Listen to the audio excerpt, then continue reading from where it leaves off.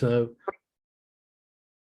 you are now recording. So yes, so we've got, start again.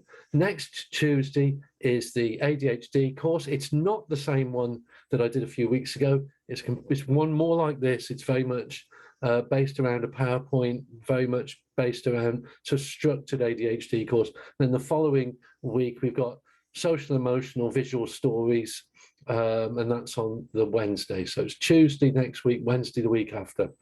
Other things that you need to be aware of, those of you, if you want to watch this again, I will be sending you a YouTube link right at the end, so you'll get that. Sorry, not right at the end. You'll probably get that tomorrow. It takes ages to load it up, so we'll get that sent over to you.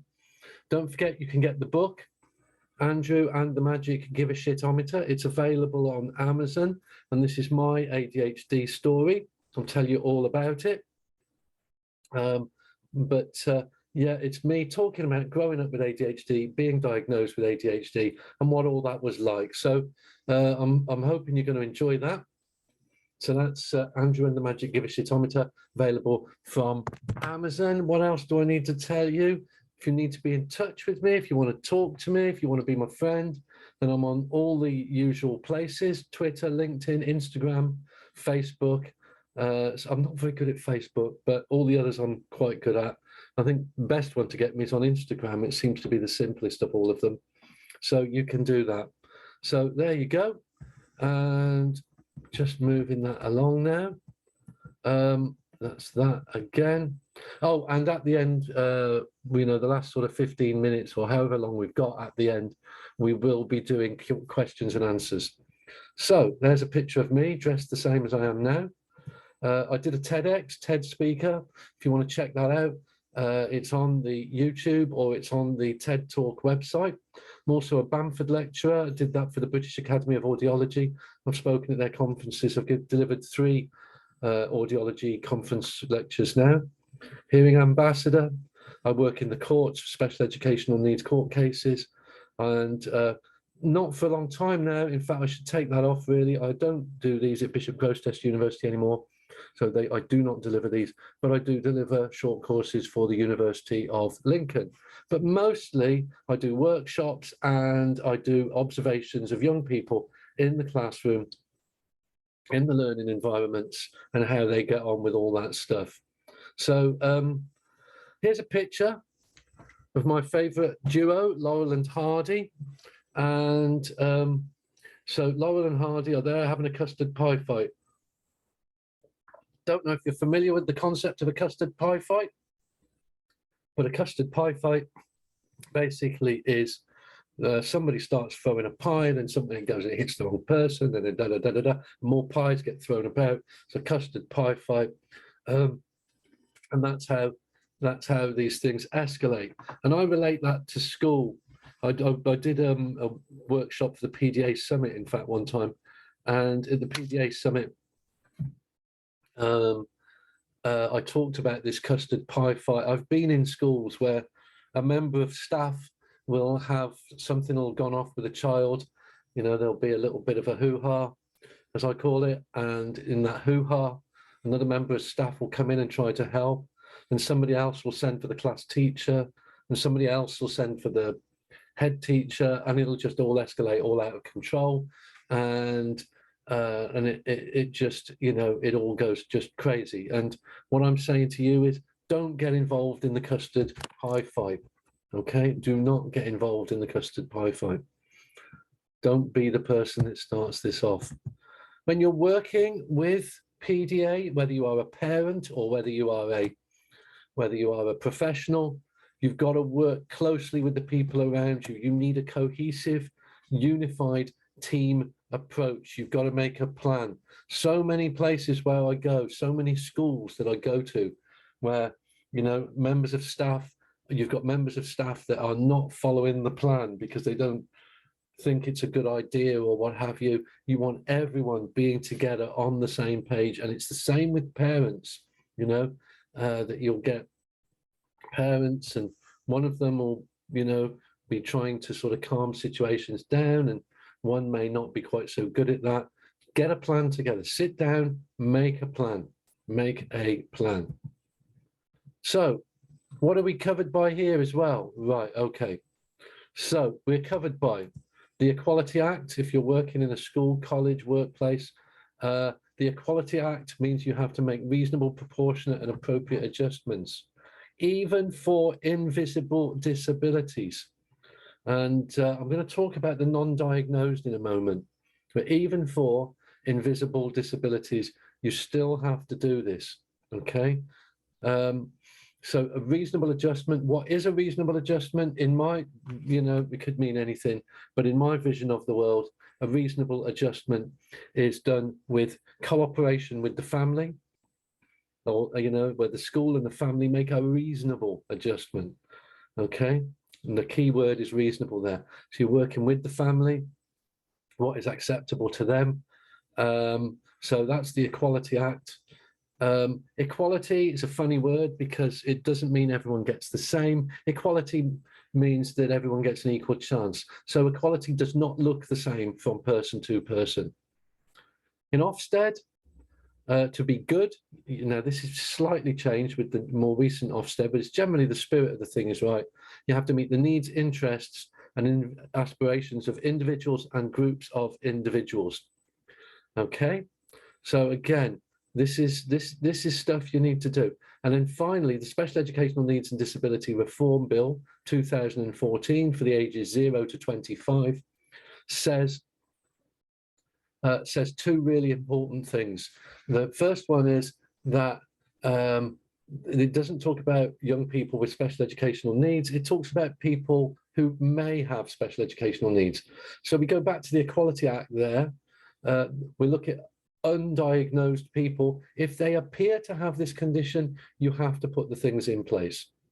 Okay, so that's the Special Educational Needs and Disability Reform Bill. The other thing you need to know about that is that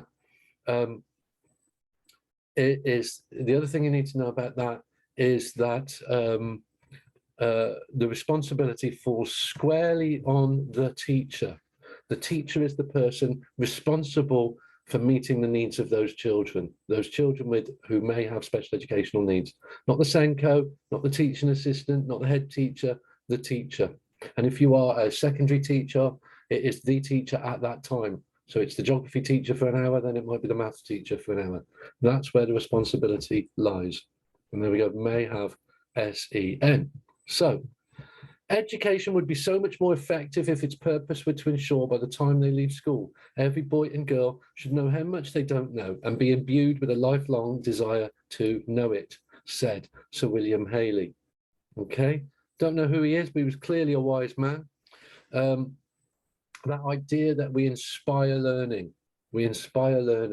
And I think for me, when we're working with special educational needs and disability and things, things are not going well, that gets in the way of the learning, and that's not what we're there for.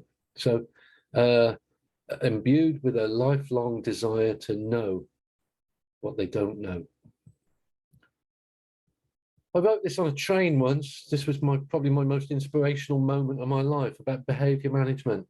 I've never really liked the idea of behaviour management. I don't like the idea of challenging behaviour.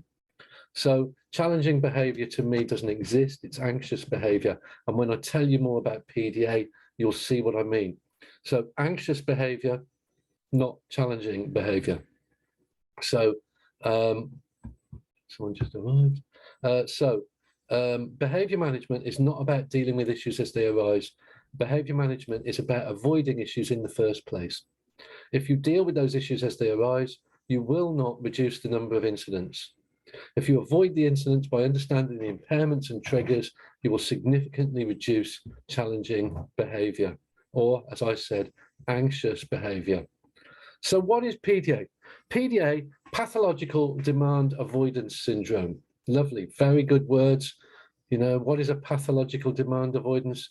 Who knows? Let's have a look. We call it PDA. It's a type of autism. So it comes under the autism spectrum. And I work with the 4 areas of diversity in autism when I work. You'll sometimes see it as 3, sometimes see it as 5. So communication difficulties, lack of social and emotional understanding, lack of flexible thought, and sensory differences. Those 4 things, and they're the same 4 things I work with when I work in autism. So, and as I say, it is a type of autism. It's defined by, okay, autism. So I'm just going to be really basic here. So forgive me if I'm not 100% accurate on this, just to give you a rough idea. Autism and Asperger's syndrome are different because they, Asperger's syndrome more chatty, but struggles with social skills around that chattiness. Autism is really sort of less verbal, and PDA is all about control. So I want to talk to you about my grandparents. My grandparents had the greatest romance since John and Yoko. And my grandmother was a very controlling lady. My grandfather, he could tell what she was going to say before she even said it. And this is his coffee mug. I'm the boss in this house and I've got my wife's permission to say so. He used to have this mug, and it's very funny because I looked it up online. They're still making them. He died in the 70s, you know, and so, but he was very good at sort of, you know, letting her have the things that she needed. If she needed to know something, he would tell her, and he was a very, very happy man, and they were very, very much in love. And I suppose that brings us back to choosing your battles, doesn't it? Choose your battles, we say. And that choosing your battles thing, is hugely, hugely important in PDA. Allowing control and keeping everybody happy. Okay. And so one of the things we say about PDA is, if you're working with a child with PDA or you're living with a child with PDA, then remember this, yeah? Their happy place is when they're in control. So make them feel like they're in control, okay? Or if you make them feel like they're in control, or put them in control if it's safe and sensible to do so. Give them responsibilities. Let them do these things. It affects boys and girls equally, pretty much like all autism. That's often argued. Don't have time to argue that tonight, but really we believe now that it's mostly, it's pretty much a mixed condition. Male and female, I don't know if any of you have had experience with females with PDA, does present slightly different, can present slightly differently. And by the way, when I'm talking about male and female, obviously I am completely aware that that there are way more than 2 genders, and so but just for this, yeah, affects male and female equally. The person has an anxiety-driven need to be in control. An anxiety-driven need to be in control. Let's go through those words, shall we? Because I like these words. Anxiety, we know what that is, yeah? It's that pit in your stomach, it's that agonizing thing that you get all the time. Driven, when you're described as driven, you're pushing through life. Get what you want. Need, not a want, not manipulation, it's a need. The French have a fantastic word called être, to be, and it's not like our to be. Être is a state of being, and then control. Anxiety-driven state of being, need to be in control. We've got to help these people. Explosive reaction when things go wrong. Low self-esteem. Desires to have friends, but then sabotages. I won't allow my friends to be my friends just in case they one day decide to stop being my friend. So what I'm going to do is I'm going to sabotage that friendship and destroy that friendship just so that I know when that friendship is going to end. Picking your battles. This was a great story. I was in a school one day and there was a little boy there, and they said to him, his teacher said, I want you to do this science experiment. So I'm not doing it. And I thought, this is interesting. So I watched this. He said, I'm not doing it. And so the teacher, he liked reading. And she said, I'll tell you what, if you do this for me, I will let you read your book after break. You just sit and read. He said, yeah, okay, I'll go with that. Then after break, he did this. She got him his book. He said, "I'm not doing it. Not doing it." And I thought, "Oh, this is interesting." And so what actually happened then was, yeah, what actually happened then was that that I went to see the teacher. Sorry, afterwards I lost my track. Then I went to see the teacher afterwards. And I said, "What's with this boy here? It's interesting." She said, and she had a packet of cookies on her desk, and she said, if he asked me for a biscuit and I said he could have one, he wouldn't eat it because I'd said he could have one. Okay, so and if I said he couldn't have one, he'd want one. And this is very much, very much PDA. But what's interesting is it's knowing when to respond and when to react. So this teacher was very, I'd say, quite agitated by this child. Really, what harm is it doing? Nothing. Resistance and avoiding ordinary demands of life, just the simple things. Using one manipulative strategy. They won't say no. They won't say, "I'm not doing that." They'll say, "I can't do that. I need the toilet. I can't do that. I've got to do my revision. I can't do that. I've got homework to do. I can't do that. Mummy said she needed my help with this." Manipulative strategies, ones you can't fight with. Not refusal, ignoring, or social withdrawal. Absolute manipulative.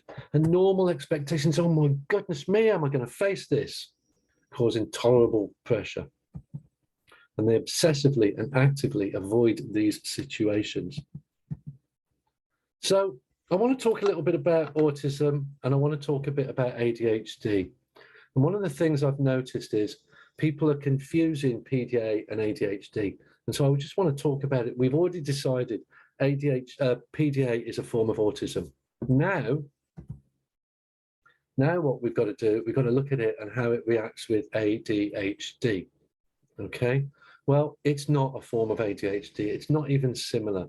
The three areas of diversity in ADHD are here: inattention, impulsivity, and hyperactivity. These are not key areas with PDA, and therefore you do not treat PDA as if it were ADHD. You're better to see it as a form of autism, or even better than that, you're better to see it as, what is this particular child presenting with? What is that child presenting with? So let's look at communication. Like all forms of autism, PDA is not an auditory verbal condition. You can talk to them day and night, but you really won't get that best optimum communication from them. You're better off using visuals as you would with autism. What behavior do you want? That's a good question, isn't it? Is the child clear in expectations that you have for that child? Everybody's different as well. Are you all talking to each other about what you want from that young person? This is the same, this applies in the home as well. And what behavior don't you want?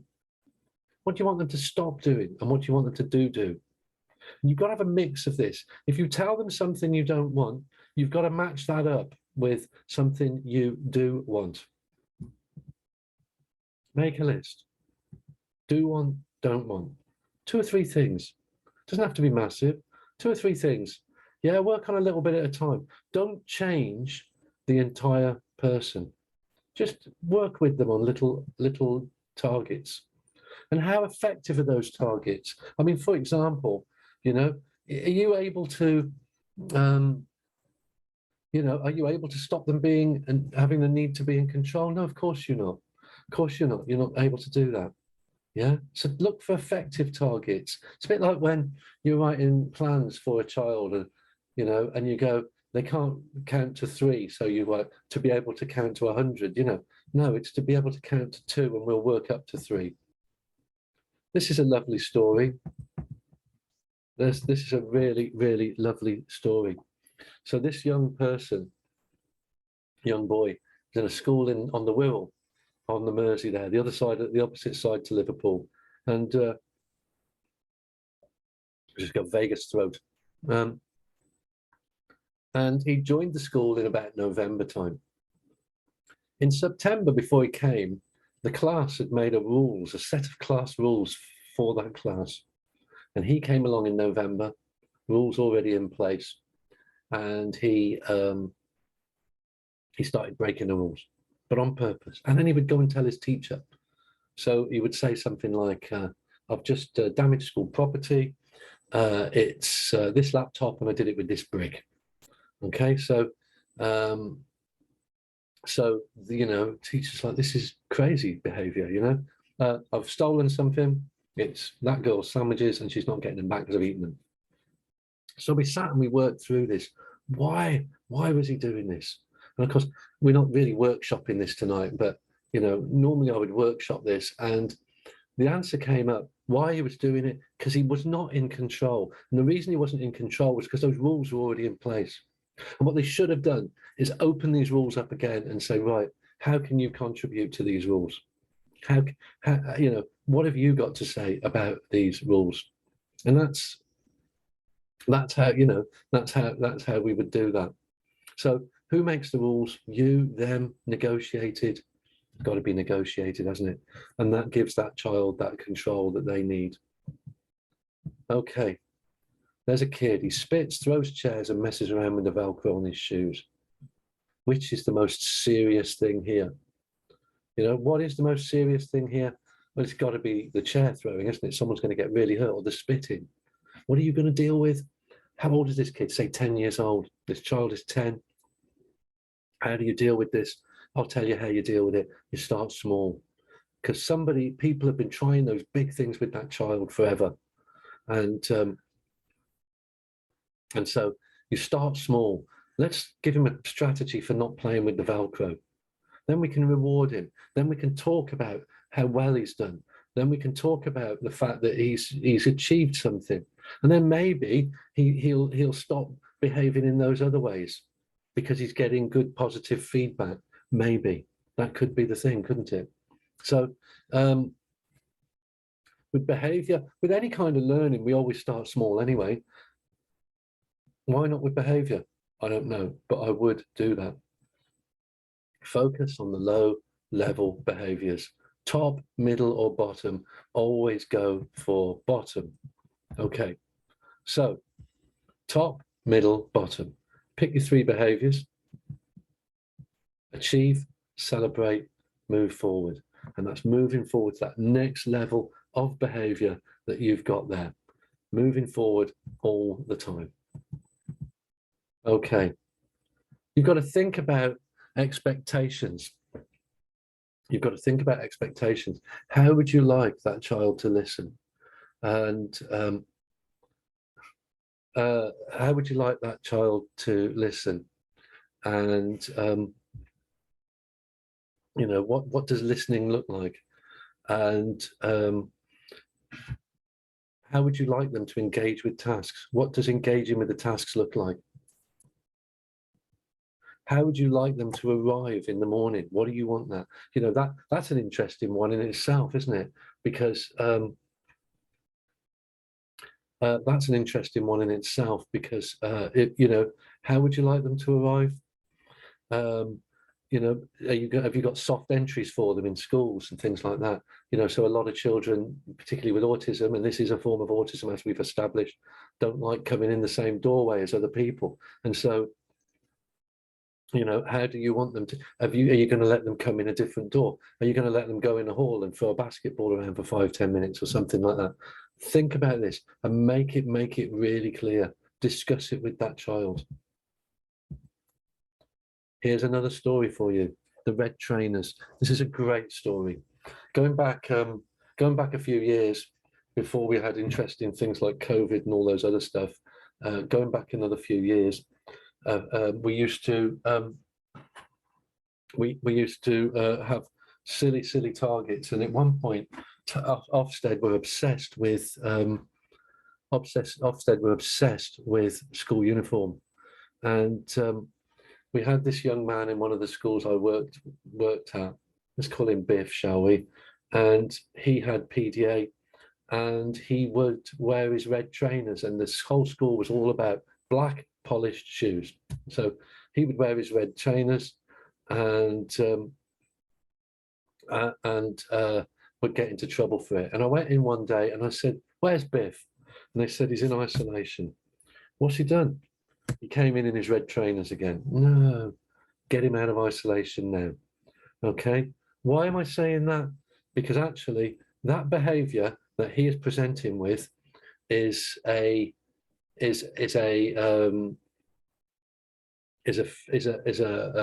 symptom, a presentation of his PDA. The red trainers are all about control, and you cannot sanction a child for something that is to do with their condition. Okay, and so we need to get him out. And you know, and I did have a fight on my hands with this, because the leadership was saying we can't let him out. The others will want to wear trainers or what have you. Well, children are clever than that, and they know when people are different, and they know when they have different needs. But anyway, they did let him out, and they allowed him to wear his trainers. And do you know what? He stopped wearing them. That's because the control had gone from it. The control had gone. And not only had he stopped wearing his trainers, but he used to keep them in his bag. And if he got annoyed, he would put the trainers on, and you'd know when he was annoyed. So it was a win-win all the way down the line, really. And that was all about not picking a fight with this child. All about that. Don't say don't. I've done this in the autism workshop. I'm going to do this here. Got my coffee. Actually, it's tea. I've got my cup of tea. And you say, don't put your cup down there, Andrew, when in actual fact, you need to tell me what to do. Okay? Do they know what you want? I know I've told you this last week as well. That was the same thing, but it's really important. Don't use too many words. Don't give them that lecture thing. Be specific, not generic. When you're talking about situations, be absolutely as explicit and specific as you possibly can. And wherever possible, use visuals. Fresh start every day. Fresh start every day. If you want a fresh start every day, what I'm talking about here is actually thinking about making each day an individual day and forgetting about the behaviors from yesterday. Okay? Forgetting about the behaviors from yesterday. So having a little think about a fresh start every day. And then I delivered this workshop in York one time, and a colleague there said, a fresh start every lesson. And I thought, you know what? Yeah, a fresh start after every little incident. I think so. Makes perfect sense. So, you know, that's the sort of thing that we need to be thinking about, is that fresh start every day. And right. Okay. I'm going to give you some sentences to have a little look at here. All right. These are sentences that are not that don't give demands. So I want you to have a little read of these and see if you can work this out. You know, why it's not giving demands, why it's nice and open. So have a little look at these. Okay.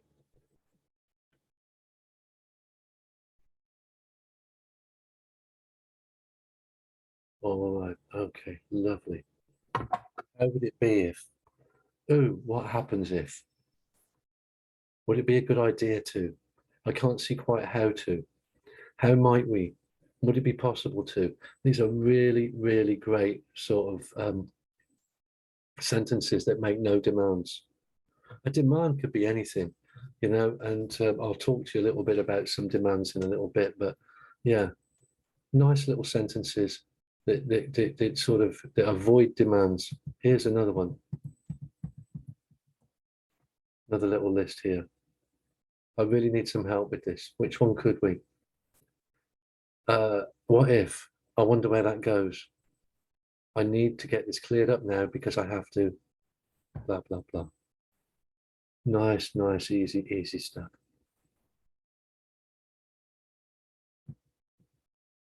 Your next mission is, where shall we? Would you like to work inside or outside? That's a nice one. That's choices, control, isn't it? Let's, that's us. Let us. Let us. It's not focusing on the child. It's not focusing on them having to be the one.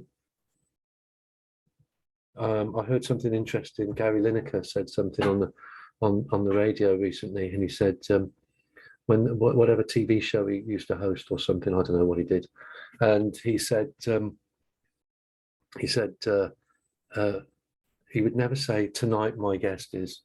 He would say, tonight we have on the show. He would share with the audience, and that's a really good way of doing things. Let's investigate. Let us experiment. Let us explore. Thinking about it, have a look around your home, have a look around your school. 5 things you can make visual. Five things that you can make visual. What could you do? What sort of things could you help with demands? I've done stuff like my sons, I drew a pair of underpants and put it on their bedroom door to help them to remember to put on clean underpants. I put a picture of a horse baring its teeth on a bathroom mirror to help them to remember that brushing their teeth. It's very subtle, but what it does, you know, like all autism, visuals work the best, but what it does is it gives them instruction, but without demands. So, you know, are there 5 things you can do in the house that can help with that? Pictures of stacking the dishwasher, pictures of putting things away, anything like that. Novelty. You need novelty in your life. You want novelty in your life. Novelty is king. So in PDA, you know, there's this kind of one of the kind of major difference between that and autism is that although they like routine, they don't like routine to get boring. And so, you know, you doing different things but sticking to routines is a good thing. I'm going to show you some stuff on that. Give time to process. Use visual prompts. Do not invest emotionally in a strategy. If it goes wrong, it's not your fault. It is not your fault. Do not invest emotionally in a strategy. Step away, try something new. Understand it is a capacity, not a will issue. Remember, anxiety-driven need to be in control. It's a capacity, it's a need, not a will issue. They're not trying to have a go at you. If you get this right, you can have a house point. This is a fascinating one, isn't it? An examination of effective rewards and sanctions and guidance on how to meet the needs, interests and aspirations of individuals and groups. Not every child wants a house point. Not every child wants the same reward. Get to know them, get to know their interests, get to know their special interests as well. If you know they're autistic, they may well have autism special interests. So get to know about these things. Which works best, sanctions or rewards? Well, when I asked this in when I'm running a workshop, when it's a you know, an interactive attendee workshop, I say, you know, which works best, and everybody says rewards. And I said, what do you think I see the most of? Quite honestly, I see most sanctions. Sanctions is what I see most of, particularly in secondary environments. Not all, but some. The ones I go into, I don't know. So yeah, which works best? How do you feel if somebody's negative with you? Let's talk about this. Let's talk about this. And how do you feel if somebody's negative with you? You feel rubbish. You know, as a human being, if someone is kind to me, positive with me, I can't help myself but want to do more for that person. So how do you feel if someone is positive with you? If someone's unkind to me, I'm less likely to help them out. So, you know, if you give someone a sanction, they're less likely to engage with you. If you give them a reward, they're more likely to engage with you. This was an interesting one. I'm just going to drop something on the floor. This was an interesting one where I had a head teacher friend of mine who said to me, I'm using dojo points in the class, going back a few years now, in the school, and all the kids like it. I said, I don't believe you. There can't possibly be any strategy that you've got that all the children like. It just won't. It just doesn't work like this. And so, you know, most I can believe, some I can believe, but not all. Not all the children, and you need to get to know them. One size does not fit all. So that's something you need to really be thinking about. There is no strategy that everybody will engage with. Just excuse me a moment. Okay, all right, thank you. Just looking for something. So one size does not fit all. Think differently. What are they into? You know, maybe a bit of phone credit, maybe some computer time, maybe makeup, whatever it is, think about it, be sensible. What can you do for that child? Yeah, one size does not fit all. So when you know what they like, what interesting rewards have worked for you, yeah, brilliant. How could you find out about it? This is a strategy I use a lot. Some of you who know me will know about this. This is the shoebox. And in the shoebox, we've got, this is my shoebox. So this is things that I'm interested in. I'm interested in all the important things in the world. The Little Prince, a lovely book. If you've never read it, do read it. Northern Soul, Yellow Submarine, Starship Enterprise, Star Trek, The Beatles. There's a best dad thing there, you know, all these sorts of things. Absolutely brilliant. You know all about me. So get the kids to make a shoebox, bring it in. Yeah. Bring it in from home and show you what they're into. They're giving you the gift of knowing them. You need to make it irresistible. If you don't know what irresistible looks like, there it is. That's me, irresistible. Think about the situation. Sometimes we misunderstand jokes, comments, or actions. Encourage people to, with PDA, because, you know, we have this, it's a social condition as well. And so it's a social condition as well.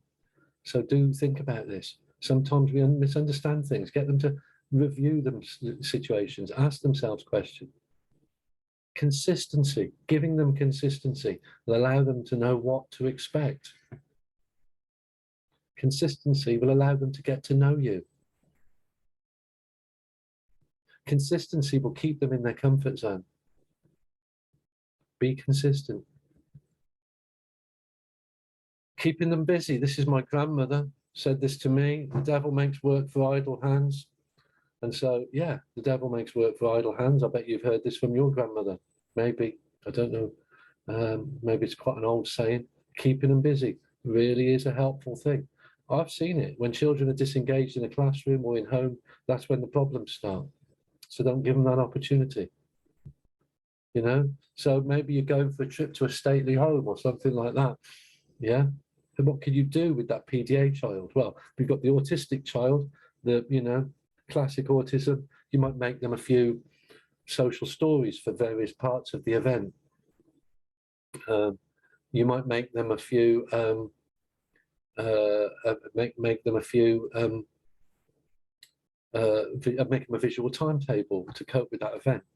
PDA, it's all about the control. You might get them to plan the route, to organise who's working with who, to order the activities, to write the timetable, things you can do with a person with PDA. People forget rules if they're not reminded of them. Discuss them on a regular basis. This reinforces importance.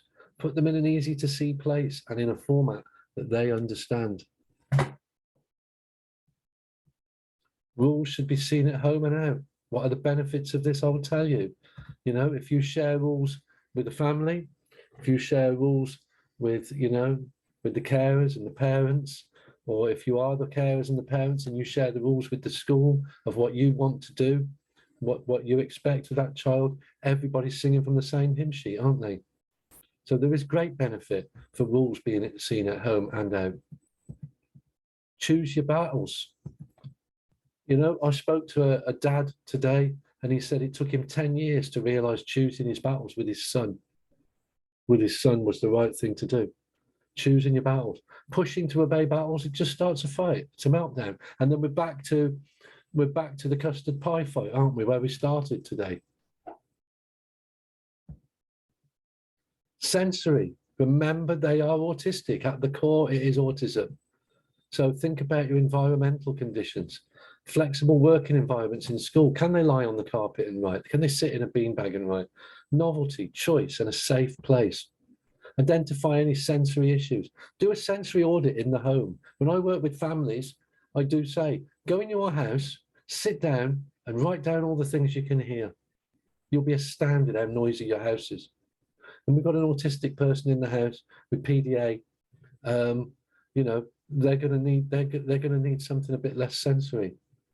Use your visual aids, imagery, role play, notice boards, fantastic, and depersonalized demands. Remember we said, let's do this, let's do that. Yeah. Could you children come, you know, and we want you all to do that sort of thing. Share responsibility. Would you like to get ready now or later? I've made a list of activities. Would you like to choose one? I've brought the sandwiches through. Would you like to eat them inside or outside? Or have you somewhere else you'd like to eat them? Another thing that helps me is if I know what is happening. I don't like routines to get boring, but I do like to know what to expect. I like it when my day is explained, so I'm prepared for any changes and choices in that day. And what that's telling you is you don't have to be boring to have routine. Routine can be fun. Routine can be interesting. When my children were little, the routine when we were on holiday was to get out, get up, get dressed in the caravan, and then come out and play, or go to the paddling pool, or go to the beach, or go whatever. It wasn't boring, but we needed the routines to get them there.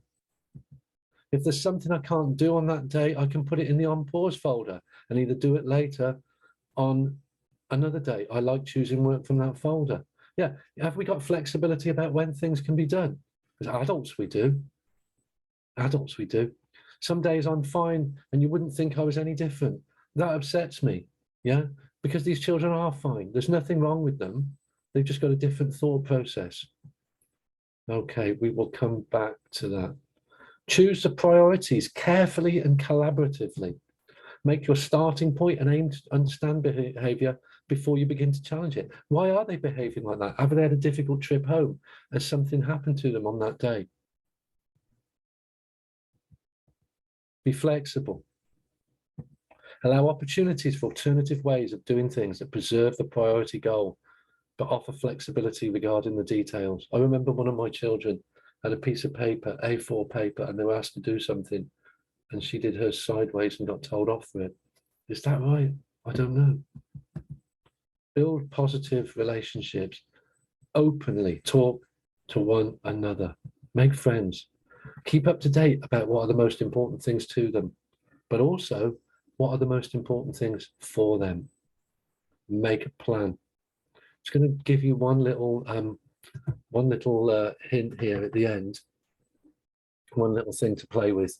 The knocking on a bedroom door is a demand.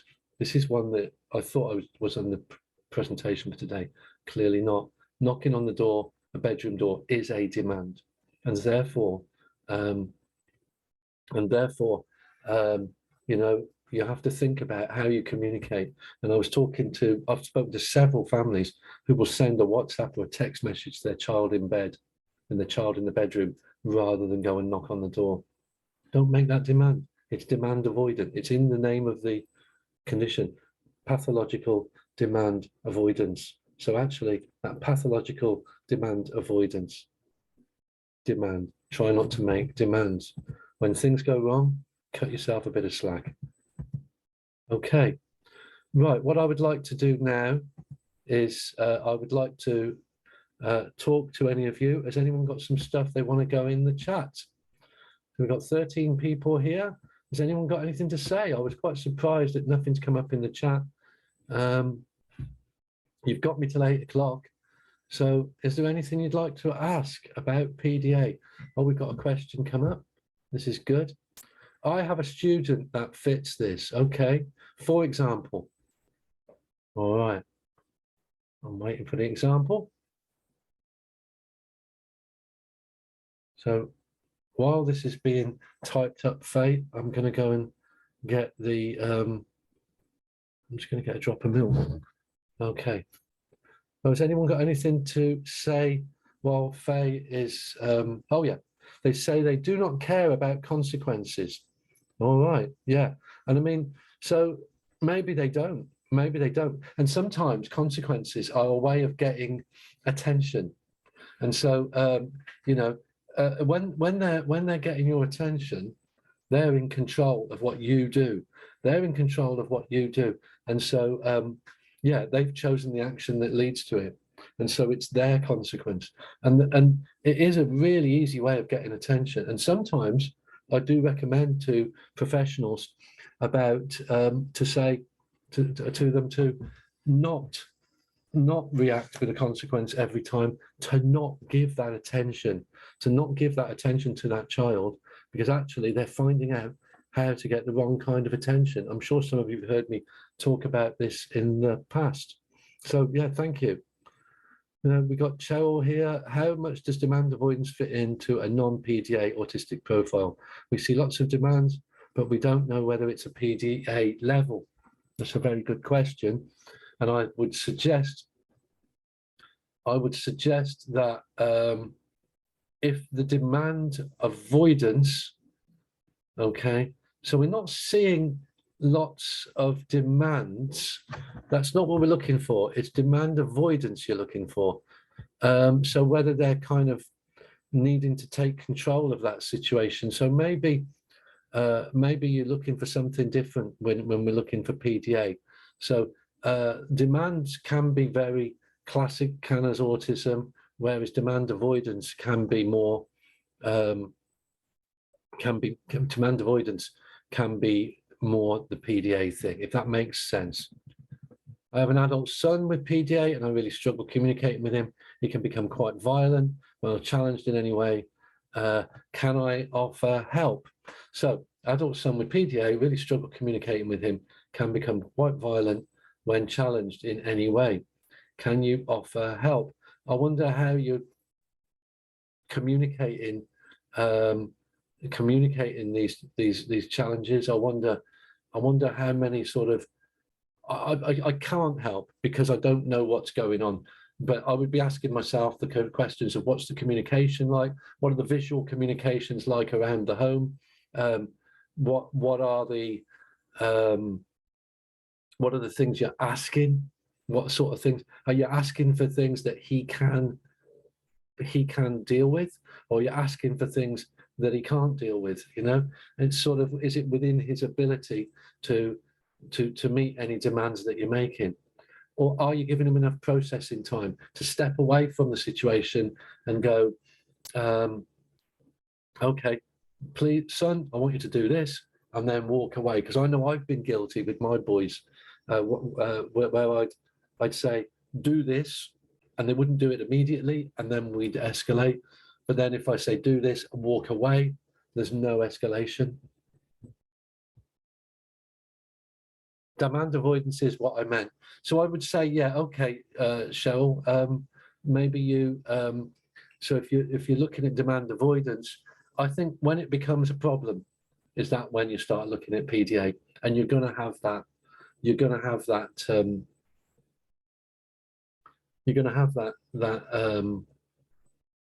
clash, that connection between autism and PDA. Yeah, there is that kind of almost a dialogue between the two conditions at the same time. So yeah, demand avoidant. Yeah, when it becomes a problem. We have a child who has meltdowns, throws chair, etc. in mainstream. We have to stop this or remove the other children. Distraction works well to calm him, but is there another thing we should be doing? We're struggling to spot triggers as they change all the time. Is this child PDA, firstly? If you think this child is PDA, are you giving this child the control that they need? Are you giving the control that they need? Are you giving them the opportunity to take control of situations? Rather than looking to spot the triggers, to try and put the interventions in place. Yeah.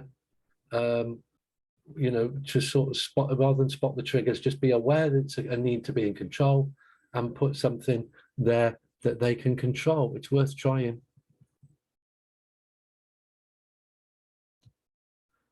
Without a PDA diagnosis, can I put things in place at school if I only think my son has the condition? He has autism level 2. If you're in the United Kingdom, yeah, according to the SEND Code of Practice, you should put things in place. It is a legal it is a legal requirement. Okay, I'm not quite sure. Are you teaching your son? You know, so you would have to, if you're not teaching your son, you would want to be asking the school to put those things in place. We don't always have a calm space for him. Where is this? Okay. Don't always have a calm space for him. Obviously, you know, I don't know your environment and I don't know how you would do that. Is it a calm space he wants? You know, or is it that he needs to be in control? Is it, you know, is that the thing that we're looking for? And I'm looking, going back up. Okay. Yeah, I would, if it's PDA, I would be looking at giving control options. I'm only asking for 2 basic rules: to respect the house. I explained reasons behind them. I tried to change the way I talk and give him as much control, but he continuously breaks the rules. Okay, and so let's go back up and look at what was said before. Okay, quite violent. I do wonder if it's how you're communicating with him. I'm not suggesting anyone's at fault here. I tried to explain the reasons behind them. Yeah, for basic rules to respect the house. Are you using that terminology, or are you giving really clear instructions? Because that's another thing we talked about. Do they know what you're asking for? That might be something to ask. I have some child that changes the subject when they're in the wrong, deflects the situation onto something traumatic they have been through rather than the actual context, e.g., where is your tie today? And knowing that my student has many ties. Okay, and I wonder how important the tie is.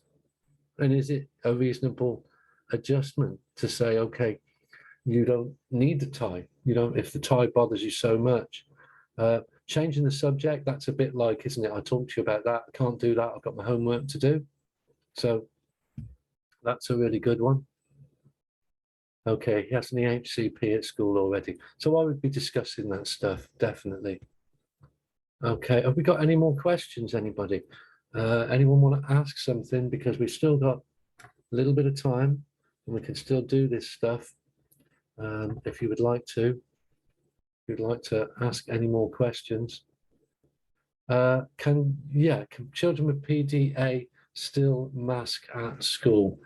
I would say yes.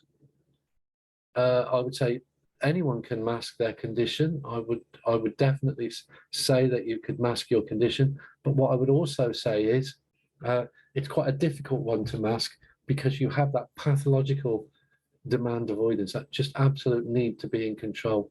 And I think it would make it very anxious, very stressful for the child to be masking when we have such this strong desire to be in control. So,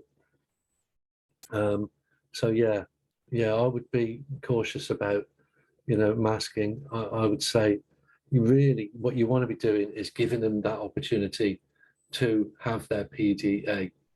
Okay, how do you go down the route of diagnosis? I have never heard CAMS or EdP mention this. No, okay.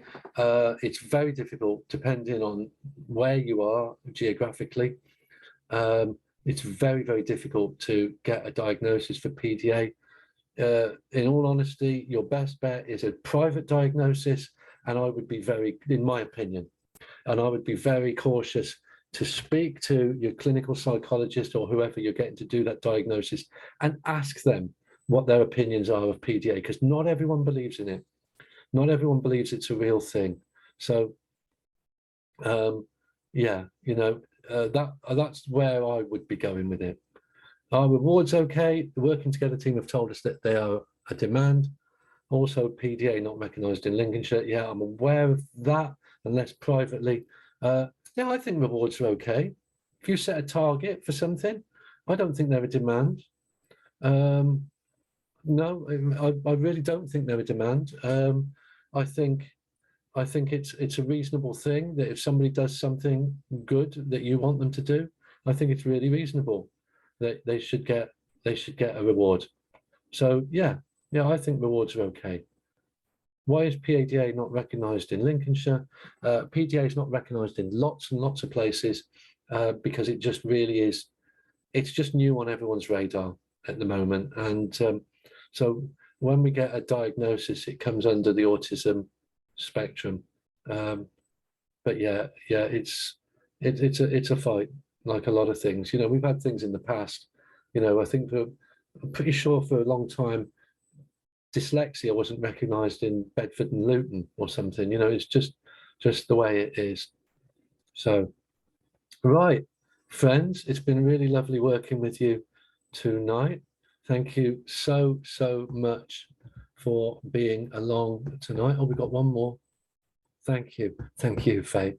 Thanks for being along. Just remember, I'm telling you again, next Tuesday we've got an ADHD workshop. It is not the same one that we did 2 or 3 weeks ago, and the following Wednesday is a visual and a social emotional visual stories workshop. So please, you know how to get hold of me. Do book on these webinars. I'm just doing a few of them at the moment, but as I say, next Tuesday is, what did I say, ADHD, and the following Wednesday is social emotional visual stories, which I know some of you have been asking for. And buy my book, my lovely book, okay, on Amazon, Andrew and the Magic Give a Shitometer. Thank you so much for coming along. It's been lovely to see you all. You all take care, and thank you again for being here and giving up your evening for this workshop. Take care, everybody, and have a lovely evening.